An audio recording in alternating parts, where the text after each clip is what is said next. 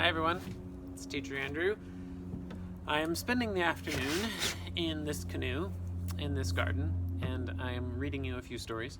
And this last one is called Rotten Island, and it's by arguably my favorite writer of books for kids, and I've done so many of these books here on Teacher Andrew Reads in a Canoe. By this person. His name is William Steig, and this is one of the stranger books in his catalog, and pretty fun and pretty wacky. I'm just going to zoom in on this cover picture because I think that'll really set the stage for you as to what's coming. Rotten Island. You ready for it?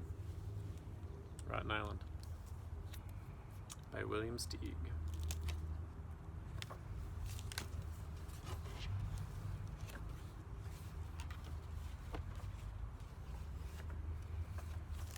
There was once a very unbeautiful, very rocky, rotten island. It had acres of sharp gravel and volcanoes that belched fire and smoke, spewed hot lava and spat poison arrows and double-headed toads. The spiny, thorny, twisted plants that grew there had never a flower of any kind. There was an earthquake, an hour, black tornadoes, lightning sprees with racking thunder, squalls, cyclones, and dust storms. At night it froze, all the living things stopped moving and turned to ice, but the volcanoes kept exploding, and the lightest breeze was a hurricane. At sunrise, everything thawed out and moved again. This rotten, horrible island was set in a boiling sea, seething with serpents, sharp-clawed crabs, stingrays, electric eels of high voltage, and eerie fish with pointed teeth, barbed fins and scales, and fluorescent lights that glimmered in the bubbling deep.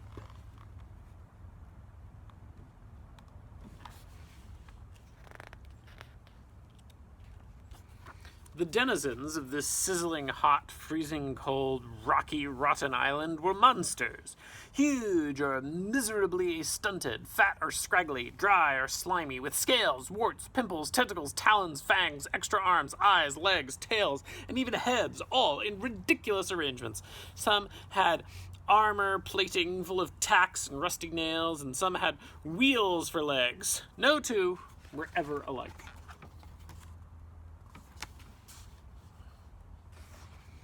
The insects there could get as big as barracudas, goggle-eyed with chopping mandibles, bug-eyed and hairy with stinging tails and clacking shells covered with grit and petrified sauerkraut. There was no shortage of anything ugly.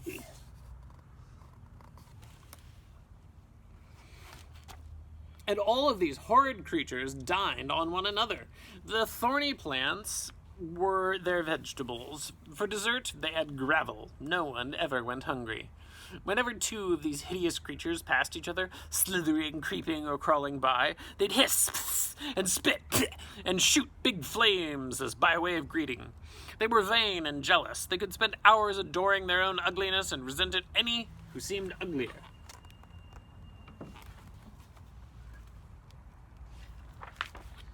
Some lived inside of volcanoes. They liked to bathe in the lava and then cool off, stretched out on hot embers in the broiling sun, dreaming up new ways to hurt or planning on how to get even for something that never even happened. Others liked to bathe in the sizzling sea, adding their poison to the water. Nothing could make these monsters shake so hard with laughter as to see another one suffering pain.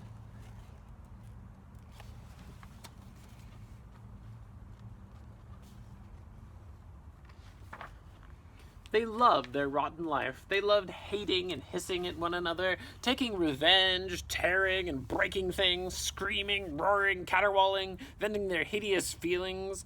It tickled them to be cruel and to give each other bad dreams. Rotten Island was their paradise.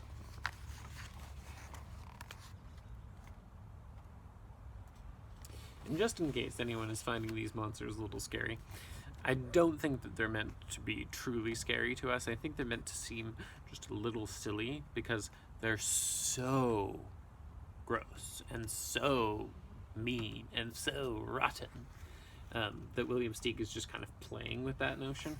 So if you look really closely at all of them, they are scary, but they're also a little bit silly.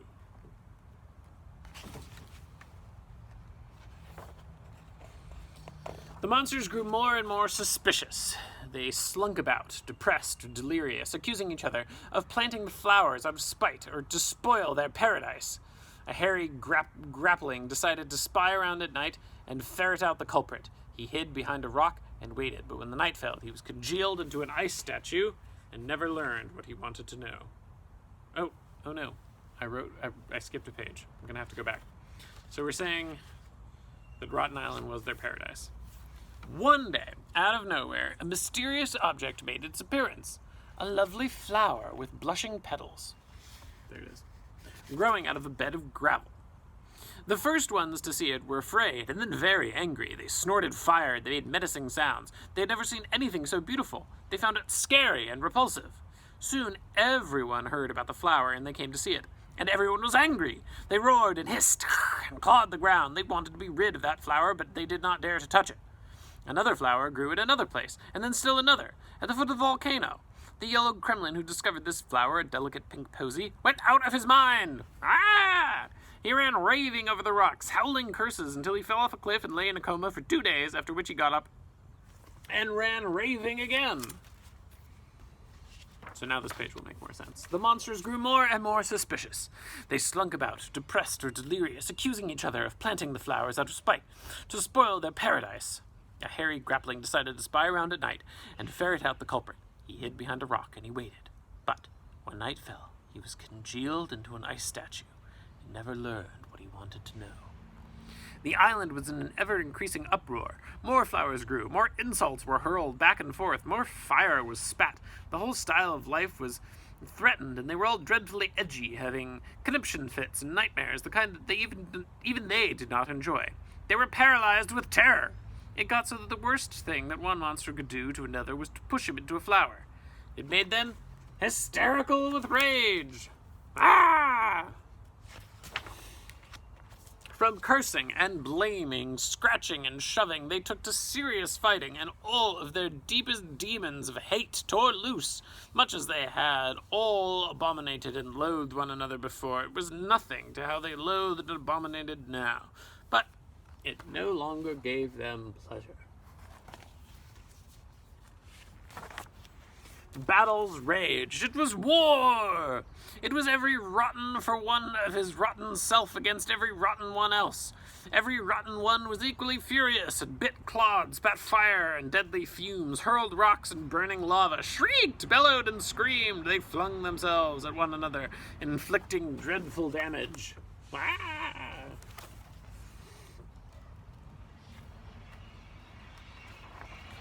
The sun burned hotter than ever, and when freezing night came with its wild winds, the battle was frozen solid until morning, when it thawed out and started all over again.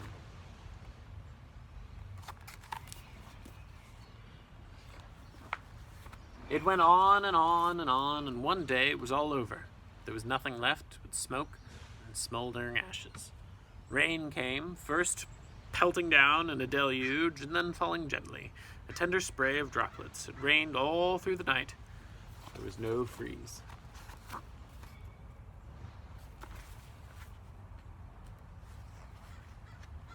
At dawn, the rain was over, and Rotten Island was no longer a rotten island. Where all of those fearsome creatures had given up their ghosts, there was now flowers of all possible kinds, each one as lovely as the rest. The ugly sea monsters had fled, leaving a clean blue sea. Over this flowering paradise, the heavens were spanned by a glorious rainbow.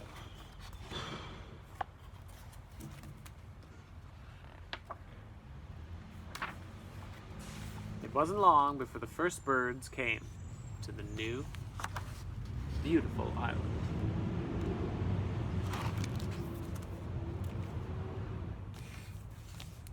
There you go.